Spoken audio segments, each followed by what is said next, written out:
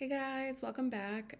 Today I'm going to touch on something I like to talk to a lot of my clients about and have been talking a lot with my kids about, which is some different mindset issues and areas. And so for this YouTube video, I'm going to call these the three thieves of joy.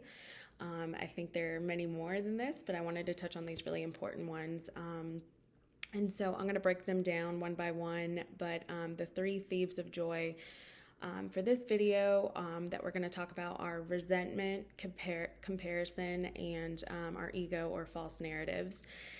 And so I wanted to start off with resentment, and many of you have probably heard this expression, but if you haven't, I think this really illustrates for you really what resentment is. And so when we're talking about resentment, when it comes to resentment for other people or people who have wronged us, a great expression that I've heard is that resentment is like drinking poison and expecting the other person to become ill. And so what that means is that when we are carrying around resentment, we are holding ourselves back. We are wasting our energy on negative feelings. We are taking up space that joy could live in our lives. And a really great message that I recently heard that really honestly changed my life was that forgiveness is not for the other person, it's for you. And so what that means is that I don't believe that you have to forgive and forget. I think that when someone has crossed boundaries or intentionally caused us harm in our lives, that it's important for us to remember what has occurred so that we can have healthy boundaries and or not continue to be in a relationship that isn't serving us or isn't safe for us. So forgiveness is not about forgetting. Forgiveness is not about acting as if everything is okay. Forgiveness, when I talk about it in this way, is really about working to not let those negative feelings and emotions continue to control your life. That doesn't mean to avoid those feelings. What it means is that you feel those feelings and that you work through them. You do use your coping skills, but that you don't allow them to control the narrative in your head or your life or your actions so that you can move on with your life. And so that's what I mean when I say forgiveness is doing the work for you to heal you so that you can find happiness and peace, and protect your peace, not necessarily just by cutting people out of your life or not having a relationship or changing the terms of the relationship with that person, but also protect your peace in terms of not letting ruminating thoughts take over your day, not letting these thoughts and these feelings keep you in bed, choosing to schedule in those feelings, feel them, work through them, and then move on so that you can continue to live your life. Another type of resentment that I wanted to talk about comes from people pleasing. It comes from a lack of boundaries, and it comes from saying yes too much. And the reason why I wanted to talk about this one is because it is not fair to the other person if we are saying yes too much, but then we really meant no, and then we are holding a resentment or a grudge against that person who asked for help when we are fully capable of saying no or, having better boundaries. It is not fair for us to place resentment on that other person when we had the opportunity to say no. It is also not our job to manage other people's emotions. So if you have a relationship with someone where when you say no, it is catastrophic, you say no to helping or you say no to Thanksgiving dinner because you don't feel comfortable going to that family member's house, it is not your job to people please and to make other people feel comfortable. It is your job to take care of yourself and to make sure that you feel comfortable. And that may mean that when you put up healthy boundaries that people don't like it. That is simply information for you to recognize that those people are not for you or those people have not done the work like you have done the work. And so you do not need to explain. You do not need to make other people happy. It is your job to make sure that you feel comfortable, happy, and healthy in your body. The third type of resentment is regret. And I think that a lot of times, I know for me, we look back on the past and about things that we wish we had done differently.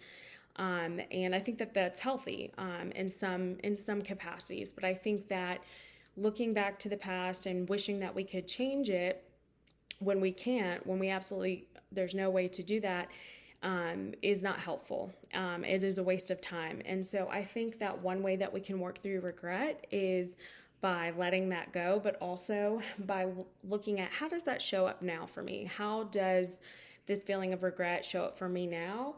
What did I learn from it? And how would I handle it differently today? And trying to move forward with that, and also trying to look at those experiences of regret as lessons. I understand that with traumatic events, this could be completely different. So this may just be like a regret of quitting a job, or a regret of not applying for a job, or not going to school. You know, if these things really keep showing up in your life, is there a way for you to fix it now, or what could you do differently now? So moving to the present instead of staying in the past. So that's number one. The second thief of joy that I wanted to talk about is comparison. And so first I wanted to talk about comparison with others. This is absolutely not helpful. I think we can be inspired by people, and I think it's so important for us to be mindful and of who is filling us up, who makes us feel inspired versus who makes us beat ourselves up and feel bad. One of the things I tell all of my clients is to clean house on your social media. I don't care if it's your friend, your sister, whoever. You can, unfollow them, or you can make it so that you hide their feed. It doesn't matter if it's justified or not. It is important for you while you're working on yourself to be surrounded, but also when you're on social media, to see people who inspire you and who you're not comparing yourself to. I think this is really important for us who struggle with body image, that our feed is not constantly full of fitness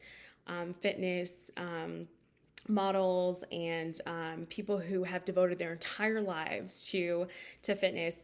I have not devoted my life entirely to fitness. I am not getting paid for it. I'm not doing it 24/7. So therefore, my goal is not to have abs. My goal is to be healthy. Is that something I could potentially achieve one day? Sure, but that's not my main focus of being healthy and working out. So I look to people who inspire me to eat healthier, to who show me how to have self-compassion. I think another area of comparison is comparing ourselves to either our old selves or our future selves.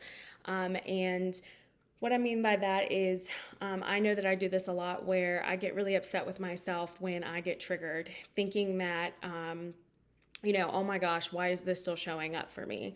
And I fail to recognize, and thankfully my therapist is so helpful. One, I start to gaslight myself by telling myself that my experience is not valid. So it helps that I have a therapist to come in and say, nope, that was trauma, that was traumatic. It makes sense that it is showing up for you. That situation was not safe or was not healthy. Another thing is when I zoom out and I look at how far I've come, knowing that sometimes triggers are going to show up, or sometimes I'm going to have low mood days, or sometimes I'm going to feel like I can't get out of bed, but looking at that it's a normal human experience, and that I have come so far.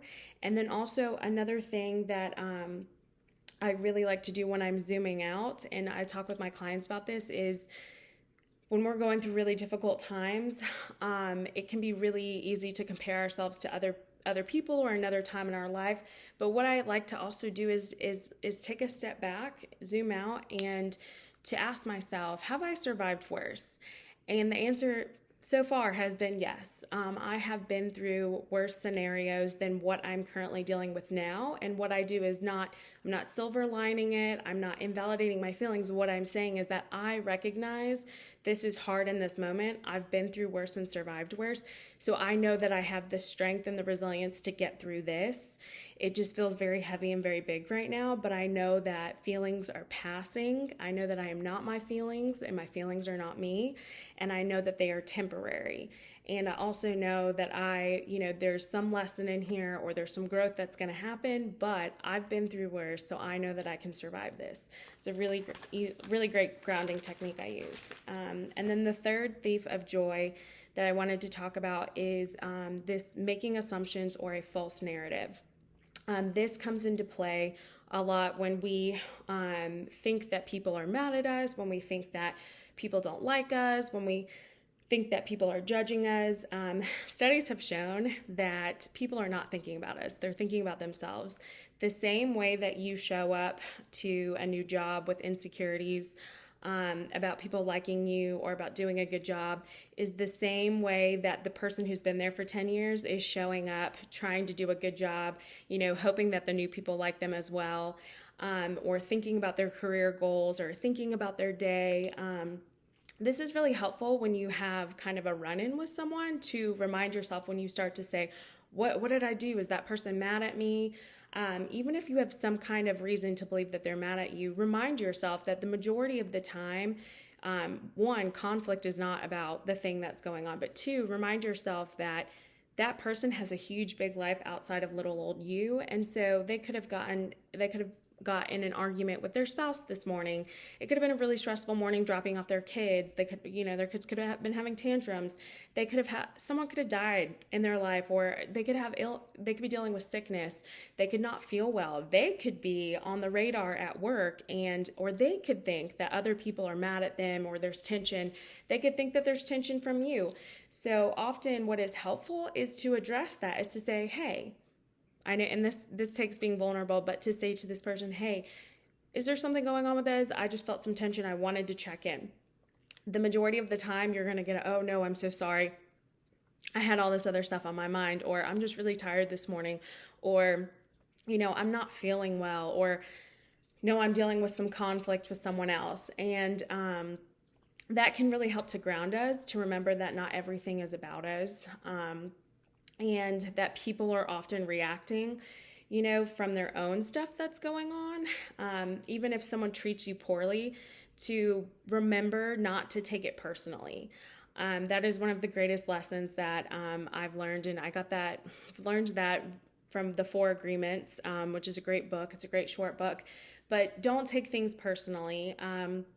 When people treat you terribly, even if it's your partner, and they come home from work and they're kind of snippy with you, ask them what's going on. I'm not saying just take the treatment. I'm saying pause, tell them like, hey, what's going on? It could be that they had a really rough day at work with their boss. It could be a million things, but more often than not, it's not us. It's what's going on for them, or what's coming up for them. And there's a lot of research around this that you can look into. And, a feeling of someone judging you, when that comes up, there's a lot of research that says that when we feel judged, it's usually because we're judging ourselves. And so to remind ourselves that, when we're talking to people or being vulnerable with people, often what's happening, again, the same thing they're thinking about themselves, is the research shows is that the way that they're processing the information is, if you're sharing a really vulnerable story, is that they're thinking about their own experiences, not yours. So if a look of comes over their face, typically what it is they're thinking about themselves or someone else who went through that experience that's close to them. And it's often that they're not judging you at all. It's that they're trying to relate to you. And so instead of breaking that connection, ask questions and stay curious around that, and just simply ask someone like, are you comfortable? What are you feeling? And engage in conversation. Often, if you're not feeling that vulnerable, what's helpful to ground yourself is just to ask yourself, is this thought that I'm having 100% true? And if you can't say for 100% accuracy that someone's mad at you or frustrated with you, even if something happened the day before, you are not 100% certain that the reason they're acting this way today is because of you, work on asking yourself this next question: is having this thought serving me? And more than likely it's not, because you're ruminating about it and it's ruining your day and it's stealing your joy and your peace, making it difficult to move forward in your day. So I'm sorry for the long video, guys, but I hope that you watched it all, and keep staying with me and watch my videos.